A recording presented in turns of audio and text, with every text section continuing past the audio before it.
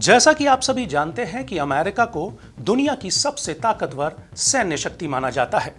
उसके पास अत्याधुनिक हथियार हैं, एयरक्राफ्ट कैरियर हैं, स्टेल्थ फाइटर जेट हैं और दुनिया भर में उसके सैन्य बेस फैले हैं।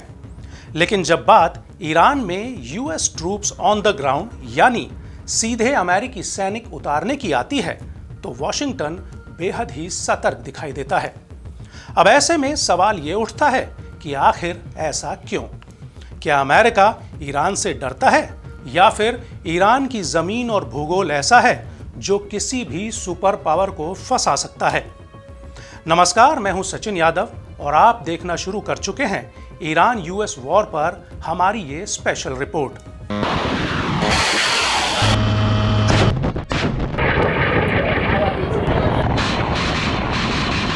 असल में ईरान सिर्फ एक देश नहीं है बल्कि एक जियोग्राफिकल फोर्ट्रेस है। अगर अमेरिका ने ईरान में जमीनी युद्ध शुरू किया तो ये इराक या अफगानिस्तान से कहीं ज्यादा खतरनाक और महंगा युद्ध बन सकता है। कई सैन्य विशेषज्ञ मानते हैं कि ईरान पर ग्राउंड इन्वेजन 21वीं सदी का सबसे कठिन युद्ध साबित हो सकता है। वहीं अगर पेंटागन के आंकड़ों पर नजर डालें तो अमेरिका द्वारा शुरू किए गए ऑपरेशन एपिक फ्यूरी पर अब तक करीब $25 बिलियन खर्च हो चुके हैं। हालांकि अमेरिका और ईरान के बीच सीज फायर चल रहा है, लेकिन कई दौर की बातचीत के बावजूद भी दोनों पक्षों के बीच किसी भी मुद्दे पर सहमति बनती नहीं दिख रही। और अब अमेरिकी राष्ट्रपति डोनाल्ड ट्रंप ईरान पर फिर से हमला करने की बात कई बार दोहरा चुके हैं। इसलिए हम फिर अपने टॉपिक पर वापस आते हैं कि क्या अमेरिका अपने सैनिकों को ईरान की धरती पर उतारेगा, और अगर उतारेगा तो ये कदम अमेरिका के लिए किस हद तक खतरनाक साबित हो सकता है। तो इसको जानने के लिए सबसे पहले ईरान के भूगोल को समझना पड़ेगा। ईरान का क्षेत्रफल लगभग 16 लाख वर्ग किलोमीटर है। ये इराक से लगभग 4 गुना बड़ा है। देश का अधिकांश हिस्सा पहाड़ों से घिरा हुआ है। पश्चिम में विशाल जाग्रोस पर्वत श्रृंखला और उत्तर में एल्बुर्ज पर्वत। इन पहाड़ों के बीच सकरे रास्ते, घाटियां और प्राकृतिक चेक पॉइंट हैं।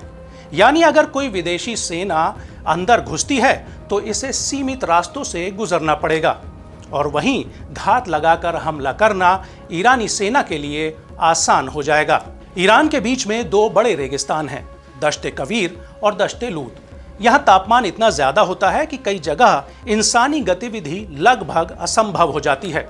इसका मतलब है कि अमेरिकी सेना को सप्लाई लाइन बनाए रखना बेहद मुश्किल होगा। टैंक, ट्रक और बख्तरबंद गाड़ियां इन इलाकों में तेजी से आगे नहीं बढ़ पाएंगी। ईंधन, पानी और मेडिकल सपोर्ट की भारी समस्या होगी। अब आप कहेंगे कि अमेरिका ने समंदर में ईरान को कहीं तगड़ी चोट पहुंचाई है, और इसका बखान भी ट्रंप कई बार अपने भाषणों में कर चुके हैं। You saw that right now in Iran. Everything's gone. Their navy's gone. Their air force is gone. Just about everything. The only question is, do we go and finish it up, or are they going to be signing a document? Let's see what happens. But we're a hot country. We're the hottest country anywhere in the world, with the strongest, most powerful military anywhere in the world, and there's nobody close. सारी दुनिया जानती है कि अमेरिकी नौसेना दुनिया में सबसे ताकतवर है, और अमेरिका ने ईरान की नेवी को तगड़ी चोट पहुंचाई है, जिसके वीडियोस आप सब ने देखे होंगे। लेकिन ईरान की दक्षिणी सीमा फारस की खाड़ी और स्ट्रेट ऑफ हॉर्मुज से जुड़ी है, और यही दुनिया का सबसे अहम तेल मार्ग है। दुनिया के बड़े हिस्से का तेल इसी रास्ते से होकर गुजरता है। ईरान ने वर्षों से यहां मिसाइलें, ड्रोन और समुद्री माइंस और तेज हमलावर नौकाएं तैनात कर रखी हैं। अगर अमेरिकी सैनिक यहां उतरते हैं तो ईरान समुद्र को युद्ध क्षेत्र में बदल सकता है, और फिलहाल स्ट्रेट ऑफ हॉर्मुज पूरी तरह से ठप है, जिसके कारण दुनिया भर में तेल की भारी किल्लत हो रही है। साथ ही अमेरिका की सबसे बड़ी चिंता सिर्फ ईरान की सेना नहीं बल्कि असिमेट्रिक वॉरफेयर है, यानी ऐसा युद्ध जहां छोटा खिलाड़ी अपने इलाके, गोरिल्ला रणनीति और सस्ते हथियारों का इस्तेमाल करके बड़ी ताकत को थका सकता है। यही चीज अमेरिका ने अफगानिस्तान और इराक में भी झेली है, लेकिन ईरान उससे कहीं ज्यादा तैयार है। ईरान के पास सिर्फ रेगुलर आर्मी नहीं है, उसके पास IRGC यानी इस्लामिक रेवोल्यूशनरी गार्ड कॉर्प्स है, जो विशेष रूप से असिमेट्रिक युद्ध के लिए प्रशिक्षित है। इसके अलावा लाखों की संख्या में बसीज मिलिशिया हैं, जिन्हें युद्ध के समय सक्रिय किया जा सकता है। अगर अमेरिकी सैनिक किसी शहर में घुसते हैं तो वहां हर गली, हर इमारत और हर पहाड़ी एक संभावित हमला बिंदु बन सकती है। और सबसे बड़ा शहर तेहरान में 1.5 करोड़ से ज्यादा लोग रहते हैं। अगर कभी वहां शहरी युद्ध शुरू हुआ तो ये आधुनिक इतिहास की सबसे बड़ी और सबसे खूनी अर्बन बैटल हो सकती है। अमेरिकी सेना को सिर्फ सैन्य ठिकानों से नहीं, बल्कि भीड़ भाड़ वाले इलाकों, सुरंगों, छिपे ड्रोन लॉन्चर और स्नाइपर हमलों से भी बचना पड़ेगा। लेकिन मामला सिर्फ भूगोल तक सीमित नहीं है। ईरान वर्षों से अपने मिसाइल और ड्रोन नेटवर्क को मजबूत कर रहा है और हाल ही के अमेरिकी हमलों के बाद भी ऐसी मीडिया रिपोर्ट्स आ रही हैं कि ईरान के युद्ध से पहले के मिसाइल भंडार का 70% हिस्सा अभी भी बरकरार है। हालांकि अमेरिकी बेस पूरे मध्य पूर्व में फैले हुए हैं, Iraq, Qatar, Bahrain, Kuwait, Saudi Arabia. लेकिन फिर भी अगर अमेरिका जमीनी हमला करता है तो ईरान अपनी मिसाइल ताकत से पहले ही की तरह इन सभी बेसों को निशाना बना सकता है। हाल ही की रिपोर्ट्स में यह सामने भी आया था कि ईरानी हमलों में कई अमेरिकी सैन्य ठिकानों को भारी नुकसान पहुंचा था। यानी युद्ध सिर्फ ईरान की जमीन तक सीमित नहीं रहेगा, पूरा मध्य पूर्व जल सकता है।